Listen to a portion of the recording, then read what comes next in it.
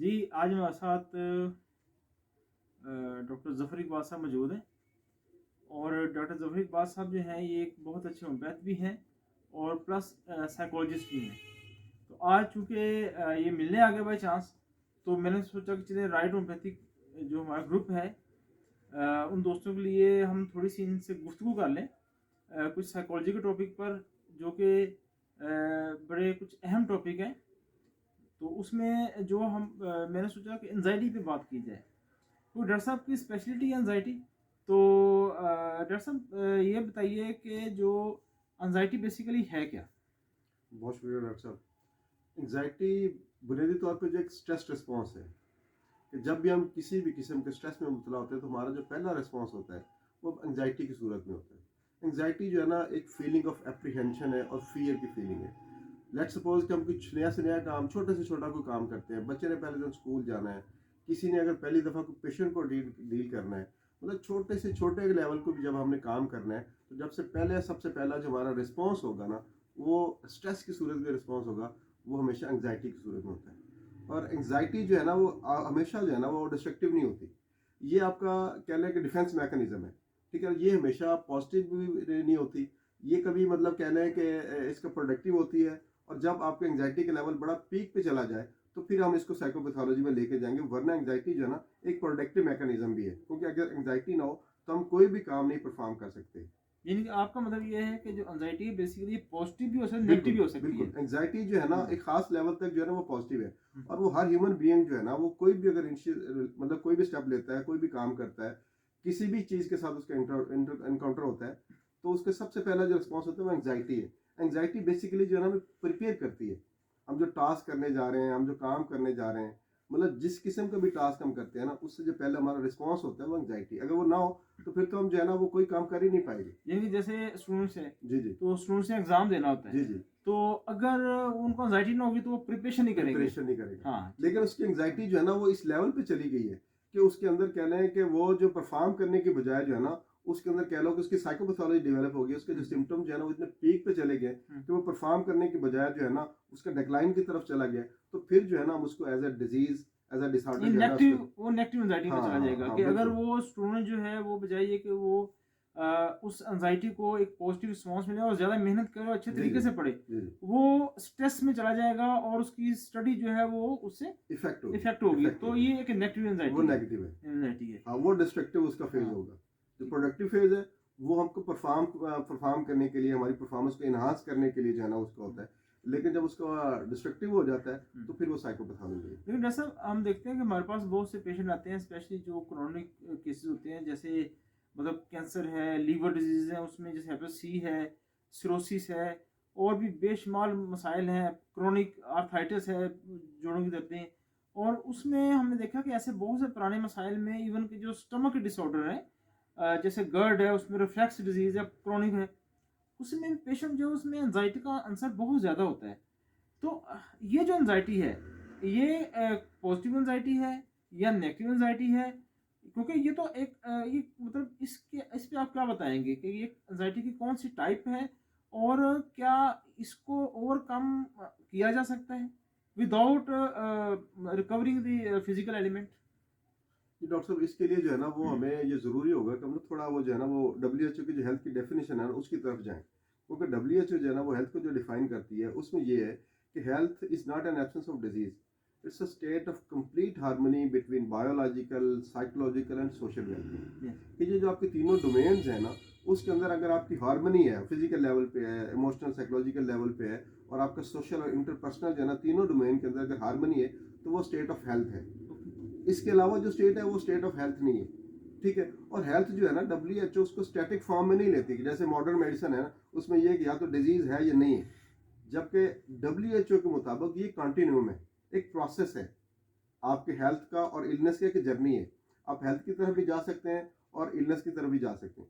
अब दूसरा जो कह रहे हैं कि मतलब कि जो मेडिकल कंडीशन वाले हैं, जर्ड है, इस तरह की जो चीज़ें, अब जैसे मैंने पहले अर्ज किया ना कि जब भी कोई हमें किसी किस्म का कोई स्ट्रेस होता है, स्ट्रेस की सूरत में हमारा जो पहला रिस्पॉन्स होता है वो एंग्जाइटी की सूरत में होता है। एंग्जाइटी जो मैंने अर्ज किया कि वो हमें जो है ना परफॉर्म करने में हुँ, हेल्प आउट करती हुँ, है।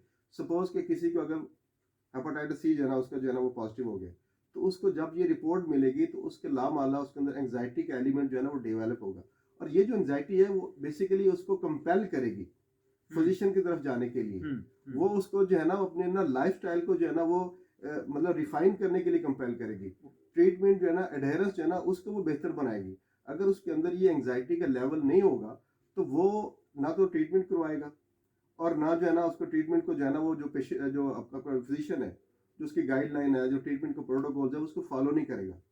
ठीक है, लेकिन समटाइम्स ये होता है कि उसका नेगेटिव बिहेवियर इफेक्ट ये होता है कि लोग जो होते हैं ना वो नेगेटिव कोपिंग करने के लिए डिनायल फेज में चले जाते हैं। वो कहते हैं कि मुझे कुछ है ही नहीं। ये जो है ना एंग्जाइटी का जो फेज है ना वो नेगेटिव फेज है। इस नेगेटिव फेज की वजह से जो होता है बाज़ औक़ात लोग जो है ना वो इलाज नहीं करवाते, लेकिन वो एक नेगेटिव फेज और होता है। उसमें ये होता है डॉक्टर साहब, ये होता है कि जब किसी को पता चला ना कि मेरा वो कोई ऐसी क्रॉनिक मेडिकल कंडीशन आ गई, हेपेटाइटिस है, कैंसर है, तो उसके अंदर क्या होता है एक फीलिंग ऑफ जो है ना वो कह लें जिसको हम हाइपोकॉन्ड्राइसिस कहते हैं, इलनेस एंग्जाइटी डिसऑर्डर, जिसको मतलब आजकल जो है ना उसने हाइपोकॉन्ड्राइसिस को जो है ना जो मौजूदा जो DSM-5 है उन्होंने उसको रिप्लेस कर दिया उसमें इलनेस एंग्जाइटी डिसऑर्डर में। इलनेस एंग्जाइटी डिसऑर्डर वाला क्या होता है, ये एक्सट्रीम नेगेटिविटी है कि वो क्या होता है कि अपनी उस एंग्जाइटी की वजह से वो डिफरेंट किस्म का ट्रीटमेंट लेना शुरू कर देता है, मुख्तलिफ लोगों को अप्रोच करना शुरू कर देता है, जिसकी वजह से वो समटाइम जो होता है वो ट्रीटमेंट जो है ना वो अपना कह लें कि मेडिसिन की वजह से या अपने वो कह लें कि अपने आप को कह लें कि वो फिर जो है ना वो हेल्थ को जो है वो डैमेज करता है। तो ये उसका नेगेटिव इफेक्ट होता है। तो इसलिए किसी भी डिजीज़ के अंदर उसकी एंग्जाइटी का, उसकी इमोशन का, कॉग्निशन का होना लाजमी बात है। इसलिए जो साइकेट्री के जो डोमेन है उसके अंदर बाकायदा एक सब स्पेशलिटी है जिसको कहते हैं consultation liaison psychiatry.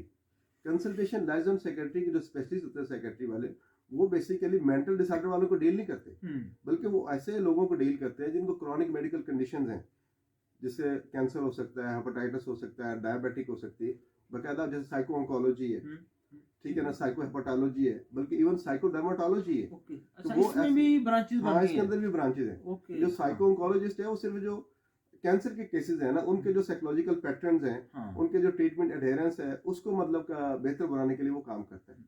Psycho dermatologist है उसमें करता अच्छा, एक डॉक्टर साहब ये साइको चीज़ आपने कार्डियोलॉजिस्ट है। बड़ी जो है ना वो एक बड़ी चीज़ आप मज़े की बताई आपने। यहाँ पर हम ये चाहेंगे कि अच्छा ये बताइए कि ये एक जो स्पेशलिटी है हम बीइंग अ होम्योपैथ हम कहते हैं जी कि एक इंडिविजुअलिटी जो है पेशेंट की, वो अगर हम उसको स्पेशलिटी में लेके नहीं जाते बल्कि हम एक इंडिविजुअली लेते हैं पेशेंट को, चाहे वो किसी प्रॉब्लम में भी है। तो अब ये एक साइकोलॉजी की जो ब्रांचेस बन गई हैं इस हवाले से, आपके ख्याल में ये एक अच्छा इकदाम है या ये एक मतलब वो बर्डन है, या इसमें एक पेशेंट जो है क्या उसको बेनिफिट होगा कि अगर एक स्पेशलाइज्ड, जैसे आपने बताया कि ऑन्को साइकोलॉजी कैंसर के पेशेंट को जो डील करते हैं, हिपेटोसाइकोलॉजी ये जो लीवर के क्रोनिक केसेस हैं, लीवर का कैंसर है, सिरोसिस है, और भी बहुत से मसाइल हैं जो लीवर के जो क्रोनिक स्टेज में चले जाते हैं, तो क्या ये एक आपके ख्याल में एक अच्छा कदम है या एक अच्छा है कि इस तरह जो फील्ड बन गए हैं, तो ये क्या पॉजिटिव चीज़ है बीइंग अ पेशेंट या बीइंग अ होम्योपैथ, आप इस पे क्या व्यूज देंगे? मैं समझता हूँ बीइंग अ पेशेंट तो ये बहुत ज़रूरी है। देखिए यूरोप के अंदर जो है ना बाकायदा एक नया मॉडल जो है ना वो डेवलप हो गया है जिसको कहते हैं CCL, CCM sorry, collaborative cure model. Okay, उसमें ये है कि वो जो मतलब फिजिशियंस होते हैं अपने मेडिकल जो है इंटरवेंशन के साथ साथ साइकोलॉजिकल, ऑक्यूपेशनल, ठीक है ना, न्यूट्रिशनिस्ट, ये सारे लोगों का टीम वर्क जो है ना वो मिलकर जो है ना क्रॉनिक मेडिकल कंडीशंस के साथ काम करता है। लेकिन बदकिस्मती से हमारा चूंकि मुल्क जो है ना उसके अंदर ये चीज़ें अभी तक नहीं हुई। हमारे बहुत सारे कह लें कि हम जो है ना वो कह लें इकोनॉमिकली भी दुनिया में उस लेवल पे एडवांस नहीं है, हम ये हो सकता है सारी चीज़ें अफोर्ड भी ना कर सकें। जहाँ तक ऐसे फील्ड्स की बात है तो मैं कहता हूँ कि वो तो बहुत ज़रूरी है और बहुत अहम उनका रोल है। और जहाँ तक आप कहते हैं ना बीइंग होम्योपैथ, मैं कहता हूँ होम्योपैथ जो है ना it's a blessing on earth. Okay, और मैं समझता हूँ कि होम्योपैथ होना और होम्योपैथी जो है इससे बड़ा एजाज कोई नहीं। उसकी वजह ये, अब जैसे आप साइको डर्माटोलॉजी की मैंने बात की, अब ये बिल्कुल नई स्पेशलिटी है जो सिर्फ यूरोप में है। अभी पाकिस्तान में तो कंसल्टेशन लाइजन सेक्रेटरी तक नहीं है, सिर्फ सेक्रेटरी वाले जो है ना वही डील करते हैं। अब जो साइको डर्माटोलॉजी की मैं बात कर रहा हूँ, जो हमारा हनीमन का कॉन्सेप्ट है ना सोरा का, जिसमें उन्होंने मतलब वो उसके वो साइकिक और मेंटल फेज की बात की है, ठीक है ना, उसके साथ स्किन का जो है ना कोरिलेट किया है, मतलब स्किन और माइंड का जो इंटरेक्शन है ना उसको जो डिस्कस करती है वो साइको डर्माटोलॉजी करती है। और बीइंग ए होम्योपैथ हमें पता है क्या मतलब वो हनीमन ने कितना सा पहले ही जो है ना हमें वो माइंड और स्किन का जो है ना वो कहने कॉन्सेप्ट जो है ना वो सिखाया है। और हम ये समझते हैं कि माइंड और स्किन, माइंड और बॉडी जो है ना वो ड्यूअल नहीं है बल्कि वो इंटीग्रेटेड है। अच्छा ये बताइए कि हमारे पास जो केस आए मतलब हम चाहते हैं कि हमारी गुफ्तगू जैसे मुख्तसर हो रही है ताकि जो मतलब हमारे देखने वाले हैं वो थक ना जाएं मतलब टू द पॉइंट में चाहता हूँ। अच्छा ये मुझे एक चीज़ इसमें अहम चीज़ बताइए कि जो मैनेजमेंट है इसकी फॉर एग्जांपल एक पेशेंट है अब वो घर में पेशेंट है या हमारे पास आया अब देखें कि ट्रीटमेंट तो उसका चल रहा है जब उसका प्रॉब्लम रिजॉल्व होगा तो फिजिकली तो मेंटली भी वो इम्प्रूवमेंट होना शुरू हो जाएगा लाइक उसको अगर मतलब डायबिटीज उसकी बड़ी हाई है और उसको फिजिकल प्रॉब्लम है जब आप एक अप्रोप्रिएट उसको थेरेप्यूटिक थेरेपी देते हैं तो जहाँ उसकी फिजिकल हेल्थ इंप्रूव होती है वहाँ पर उसको मेंटली भी वो एंजाइटी भी उसकी रिड्यूस होगी इस वाले से ठीक लेकिन कुछ में ये सडन पैनिक अटैक्स होते हैं पेशेंट्स में वो होता है उसे पैनिक अटैक हो गया उसमें अब उस कंडीशन को हम कैसे मैनेज कर सकते हैं या हम पेशेंट को क्या एडवाइस कर सकते हैं कि वो जो एक पैनिक उसकी कंडीशन है वो कैसे उसको रिकवर करे क्या मेजरमेंट्स हैं उसके लिए? उसमें डॉक्टर साहब जो होम्योपैथ होता है ना, मैं समझता हूँ कि बुनियादी तौर पे हर होम्योपैथ जो है ना, वो कॉन्शियसली और अनकॉन्शियसली जो है ना वो साइकोलॉजी को अप्लाई कर रहा होता है, और किसी न किसी लेवल का वो साइकोलॉजिस्ट होता है। जैसे साइकोलॉजी के अंदर एक बड़ी मतलब मॉडर्न टेक्निक है कॉरल रोजर की। उसमें यह है कि एक्टिव लिसनिंग जो है ना वो थेराप्यूटिक इंटरवेंशन के तौर पे जो है ना उसमें यूज होता है। कि आप जो क्लाइंट है, जो पेशेंट है, आप उसको बड़ा डिटेल से और बड़ा जो है ना वो एम्पैथेटिक वे में जो है ना आप उसको सुनते हैं, और आपका जो सुनना है ना बेसिकली उसके थेराप्यूटिक इफेक्ट्स हैं। और ये दुनिया में बेशुमार स्टडी हो गई है, और कॉरल रोजर की जो टेक्निक है एक्टिव लिसनिंग की, ये इस वक्त दुनिया में बड़ी मारूफ और बड़ी मकबूल है। और होम्योपैथ आपको पता है कि जब भी किसी केस को वो मतलब लेता है, तो वो अपने वो पेशेंट को इतना डिटेल से और इतना थारोली वो सुनता है कि उससे जो है ना उसके कैथारसिस का और उसका हीलिंग मैकेनिज्म जो है ना वो ऑटोमेटिकली जो है ना वो कह लें कि एक्टिव हो जाता है। अब जहाँ तक आपने पैनिक अटैक्स की बात की, पैनिक अटैक्स में भी यही है कि सपोज कि आपके पास कोई पेशेंट आता है पैनिक अटैक, तो उसमें भी ये है कि आपने सबसे पहले जो है ना वो जो भी बता रहा है ना उसके सिम्टम जो है ना आपने उसको इतनी अटेंशन से सुनना है कि ताकि उसको पता चले कि मेरा जो प्रॉब्लम है वो वाकई रियल है, और मैं जो है ना वो एक रियल जो है ना पर्सन के पास हूँ कि जो मेरे प्रॉब्लम को अंडरस्टैंड करता है। जब वो अपनी बात को डिटेल से सुना लेगा ना, तो जब आप उसको सुन लेंगे तो उसका एक कह लें कि स्टेप जो है ना वो हीलिंग का, वो उसके अंदर से कैथारसिस हो जाएगा, वो आपने कवर कर लिया। जब आपने वो कवर कर लिया तो उसके बाद आपको पता है जब आप इतना डिटेल से सुन लेते हैं तो आप उसके बहुत सारे ऐसे एरियाज को भी आप लामाला पिन पॉइंट कर लेंगे, जो आपको रेमेडी सिलेक्शन की तरफ से या उसको कह लेंगे थेराप्यूटिक मैनेजमेंट जो है ना उसकी तरफ लेके जाए। ठीक है, इसके अलावा जो है ना वो मुख्तलिफ किस्म की साइकोलॉजिकल टेक्निक्स भी हैं जो हम पैनिक अटैक्स वाले पे अप्लाई करते हैं। उसमें एक एक्सपोजर थेरेपी है, सीबीटी है, कोग्निटिव बिहेवियर थेरेपी है। ठीक है, इसके अलावा माइंडफुलनेस जो है ना उसकी टेक्निक्स हैं। इसके अलावा डीप ब्रीदिंग है, रिलैक्सिंग एक्सरसाइजेज है। तो ये वो सारी वो चीज़ें हैं जो आप अपने ना क्लाइंट को, अपने पेशेंट को जो है ना आप एडवाइस करेंगे। लेकिन ये भी आप तभी एडवाइस करेंगे उसका इंडिविजुअल डिफरेंस जानने के बाद। जैसे सीबीटी है, वो मोस्टली जो है ना वो जो पढ़े लिखे लोग हैं या ऐसे लोग जो है ना उनमें ज़्यादा इफेक्टिव है। जो लोग नहीं पढ़े लिखे आप हो सकता है उनको रिलैक्सिंग टेक्निक, डीप ब्रीदिंग और एक्सपोजर टेक्निक्स या डिसेंसिटाइज करना, इस तरह की जो आप थेरेपीज जो है ना अपनी वो मेडिकेशन के साथ उसको इंटीग्रेट करेंगे। वैसे तो डॉक्टर साहब हम अपने सिलेबस में ये बुक्स पढ़ते हैं साइकोलॉजी की उसमें ये चीज़ें मतलब मेंशन है लेकिन एक जो डीप लेवल होता है या एक स्पेशलिटी लेवल होता है वो अमूमन जो स्पेशलिटी लेवल है वो हर होम्योपैथ अचीव नहीं करता। लेकिन मेरे ख्याल में अगर कोई क्लासिकल होम्योपैथ है और उसकी बहुत डीप स्टडी है तो वो एक बहुत अच्छा साइकोलॉजिस्ट भी होता है क्योंकि जब हम पेशेंट को उससे डिस्कशन कर रहे होते हैं या उसके हम सिम्टम ले रहे होते हैं तो पेशेंट ऑटोमेटिकली कैथारसिस करता है। तो मेरे ख्याल में एक जो अच्छा होम्योपैथ है वो एक अच्छा साइकोलॉजिस्ट भी होता है। और अमूमन अगर आप बहुत अच्छी केस टेकिंग करते हैं तो उसके बाद रिस्पॉन्स क्या होता है कि डॉक्टर साहब मैं तो आधा इधर ही ठीक हो गया हूँ। तो अगर तो आपका पेशेंट आपके पास आता है और आप जो है वो उसको इतना अच्छा डील करते हैं उसकी प्रॉपर आप सिम्टम देते हैं उसको आप मतलब एक पर्सनल जो है आप उस पर तवज्जो करते हैं ठीक है तो समझिए कि आपने ना उस लेवल को अचीव कर लिया आपका पेशेंट जो है वो साइकोलॉजिकली बहुत इंप्रूव हो जाता है। सो होम्योपैथी इज़ द ब्लेसिंग।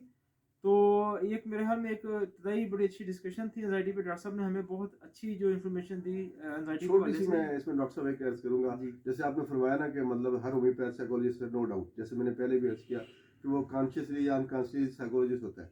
लेकिन जैसे आपका एरिया ऑफ इंटरेस्ट जो है ना वो हेपेटाइटिस है, तो एक बंदे को जिस एरियाज के अंदर एक्सपर्टीज ज़्यादा होती है वो कंपैरेटिवली दूसरे लोगों से उन चीज़ों को ज़्यादा बेहतर कर सकता है। जैसे मतलब ना एक गोल्ड स्मिथ डॉक्टर हैं, वो मतलब सेक्रेटरीज हैं, लेकिन वो उसके बाद होम्योपैथी में कन्वर्ट हो गए।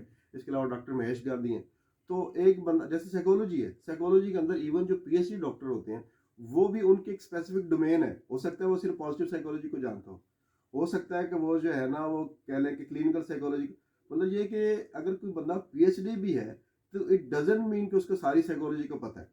तो इसलिए अगर कोई होम्योपैथ है वो साइकोलॉजिस्ट तो बाई कह लें बाई नेचर है ही है, लेकिन अगर उसके पास फर्दर उसकी हायर क्वालिफिकेशन है तो फिर जो साइकेट्री को या साइकोलॉजिकल डिसऑर्डर कर जो है ना उसको मैनेज करने की उसकी जो स्किल है या उसके अंदर जो है ना वो चीज़ें बहुत ऑप्टिमाइज हो समझ जाएंगी। लीजिए। ठीक है। तो आपको बहुत शुक्रिया कि आप लोगों ने हमको सुना। ठीक है। तो इंशाल्लाह हम कोशिश करेंगे कि डॉक्टर साहब से आइंदा भी इंशाल्लाह हम जो नफ्सियात के मौजू हैं, साइकोलॉजिकल प्रॉब्लम्स हैं, उन पे हम बात करते रहें, इनकी राय लें इंशाल्लाह। और जो है वो ताकि हमारे नॉलेज में बेसिक जो नॉलेज है वो बहुत ज़रूरी होता है किसी भी चीज़ का। ठीक है। तो आपका बहुत शुक्रिया, आपने इसको सुना। अगर आपका साइकोलॉजी के हवाले से कुछ क्वेश्चन है तो आप यहाँ पुट कीजिए, इंशाल्लाह ताला डॉक्टर साहब इसका जवाब देंगे। और जो मेरे डोमेन में होगा इंशाल्लाह मैं भी उसकी पढ़ाई करूँगा। अल्लाह हाफिज़।